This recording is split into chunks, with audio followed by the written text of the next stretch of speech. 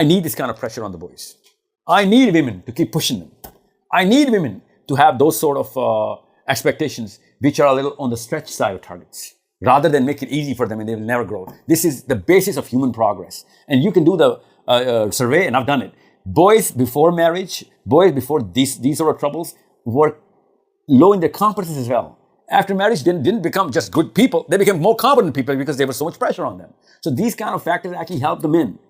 It's a weird mix of circumstances that, as I said, there are no coincidences in Islam. If a girl is so demanding on a man, or a wife, you channel her, harness this energy into, putting more pressure on you. Because every company, every CEO, every director, every boss is that bad wife. He's expecting so much from you, and he's willing to divorce you any given day. That boss is way worse. He doesn't take care of your kids. He doesn't babysit your daughter or son when you're out. He doesn't cook for you. He's the only guy with the stick all the time trying to get the best out of you. And they expect so much that it's overwhelming all the time. And you're always under this subconscious or even conscious anxiety, going to work at 9 a.m. every morning, literally dreading every yard of the way to work. So you think you have, a bad wife in the house? No. You have a way worse wife at work. That's helping you. You prosper. You go to, crossing bigger, giant leap for mankind there. That's okay for you. And you actually thank your, CEOs in your testimonial that, because of that stick in your hand, I'm a better man. Because of that, assertiveness in your KPIs and your management and your leadership, I became a leader too. Well, the wives are doing the same thing. They just have a different flavor, they have put a different spin on their statements. They have a different level of threat. They have a different level of, frown, different angle of their eyebrow when they look at you. All of a sudden, since you can do something about that woman, you start pounding on her. And you cannot do something about that boss, you start worshiping him. And you keep throwing testimonials at him and, blaming this woman. I'm sorry. This is a good channel. I expect men to go through this sort of pressure. And I told you, this is not to endorse women of putting false expectations on their men. I told you it's a problem. There's a totally different problem, totally different angle to solve that problem for girls. Always back yourself, all my sisters and daughters, all the women, back yourself on the highest probability of the factor in your man, not the lowest probability. That's your answer. But men, always back yourself in the lowest probability of the factor and believe in it so that you can take that bigger leap. Because if you're not going to take a risk, I'm sorry, do not hide yourself behind that false banner of protection or overprotectiveness. Okay? That's not care. If you care enough, you would have grown. You would have progressed. You're comfortable in that, lower mediocre standard of life. I'm not talking about money here. I'm talking about your own progress and competence. The only thing I suffer from right now, I have a 600,000 people IMS movement. And all I'm coming about is every single day my problem is incompetent Muslim men. They can't even cross the street of competence in any realm that I've actually tested them on.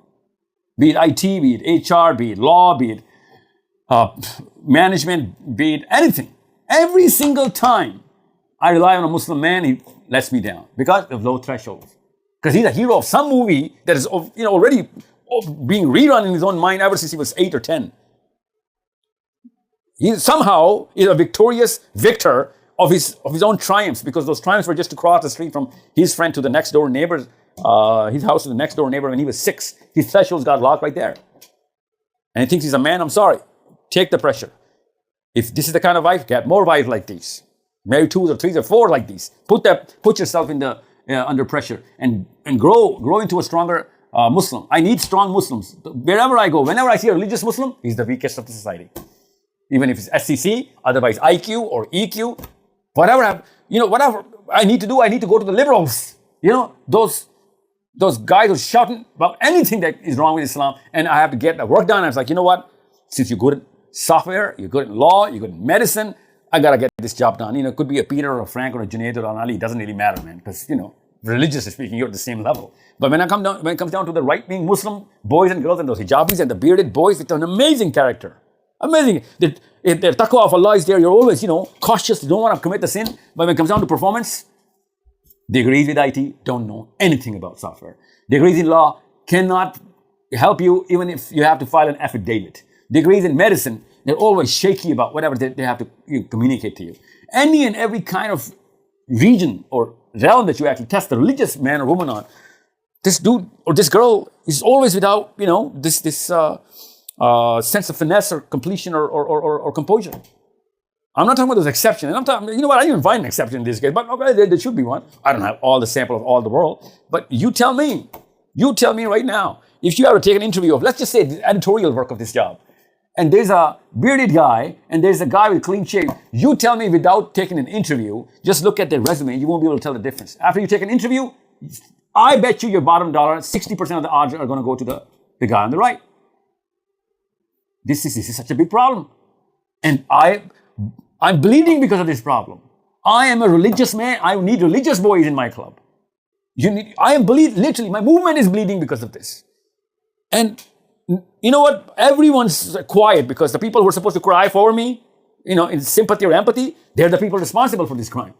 And people who are supposed to, technically go against me are the only people who I can actually, look for so that I can get some help from them, even if I have to pay them twice the money.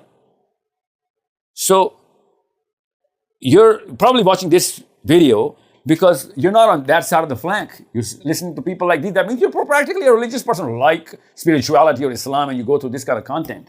But I'm telling you this right now. I wouldn't pay you 10 times the money to get the job done because I just have lost expectations. The lowest IQ in the Muslim or in the world right now is of the religious Muslim man. That's it. I'm sorry. That's how it is. And who did this to us? We did this to ourselves because we had this weird false confidence that, we are always reciting the Quran and reciting the Hadith and Seerah. And what did you do in this planet? Complain about Jews taking over? Their products actually work. Our products, our own, those cartoons that Muslims make for kids? Have you seen those cartoons? Even our own kids, 4-year-old kids are like, Allah bachai, please God save us from these cartoons. I'd rather watch, Dr. Phil documentaries. Those 4-year-old kids divorce these cartoons. And even as low as making a cartoon. You know what? Softwares make cartoons. You don't hand draw them like Bugs Bunny or Daffy Duck anymore. So they get their same software and they're going to produce a cheaper product. I'm going to give the same software of Samsung to Ilyas Qadri and Sons, and they're going to make the worst cell phone in the world. Same money, same hardware, same software. The product is going to be, because the class of the religious Muslim has gone down the tubes. That's what the phrase you use in England, right? Down the tubes.